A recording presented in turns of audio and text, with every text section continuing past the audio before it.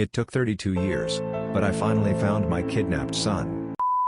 Li Jingjia spent more than 3 decades searching for her son, Mao Yin, who was kidnapped in 1988 and sold. She had almost given up hope of ever seeing him again. But in May she finally got the call she had been waiting for. At weekends Jingjia and her husband would take their toddler Mao Yin to the zoo, or to one of the many parks in their city, Shen, the capital of Shanxi province in central China.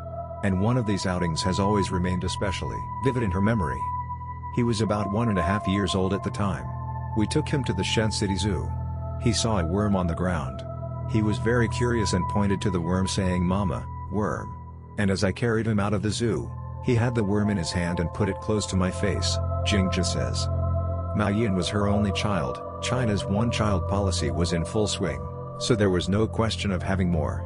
She wanted him to study hard and be successful, so she nicknamed him Jia Jia, meaning great. Jia Jia was a very well-behaved, smart, obedient, and sensible child. He didn't like to cry. He was very lively and adorable. He was the kind of child that everyone liked when they saw him, Jingjia say. She and her husband would drop him off at a kindergarten in the morning and pick him up after work. Every day, after leaving work I played with my child, Jingjia says. I was very happy. Alabama man's death deemed accidental drowning, but the family and community doesn't buy it.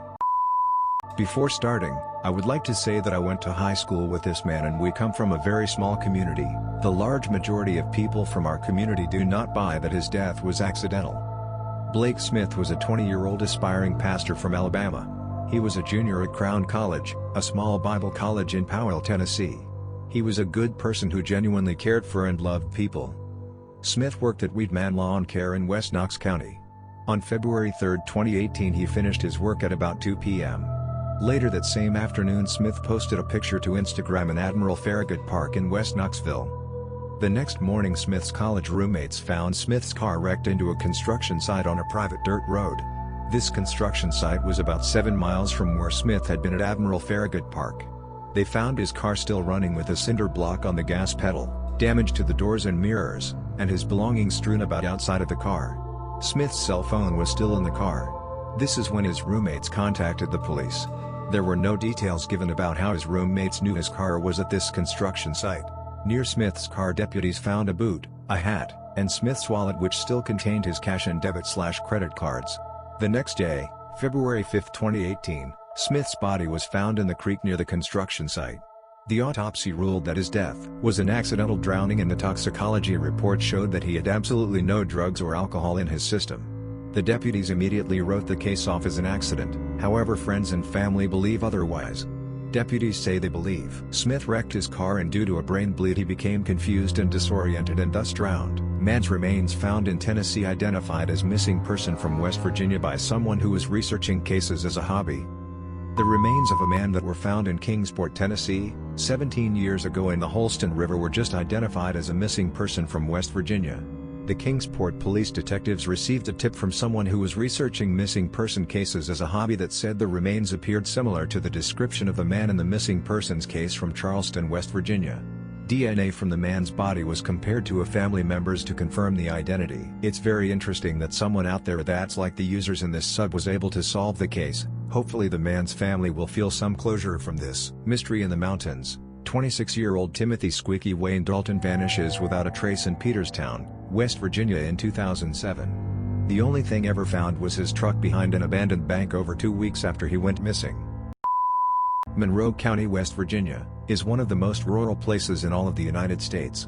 Not even boasting a single stoplight or fast food restaurant in the entire county, it's a very sparsely populated area in West Virginia, a state already known for its scant population.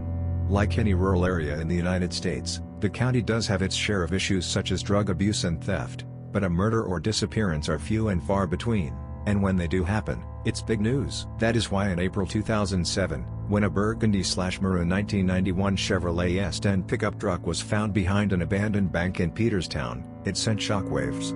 The truck belonged to Timothy Squeaky Wayne Dalton, who at that point had been missing for 2.5 weeks.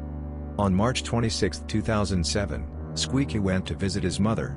He was acting normal and talking about his job, which was cutting firewood and brush at the time. Nothing with Squeaky seemed out of character and everything appeared fine.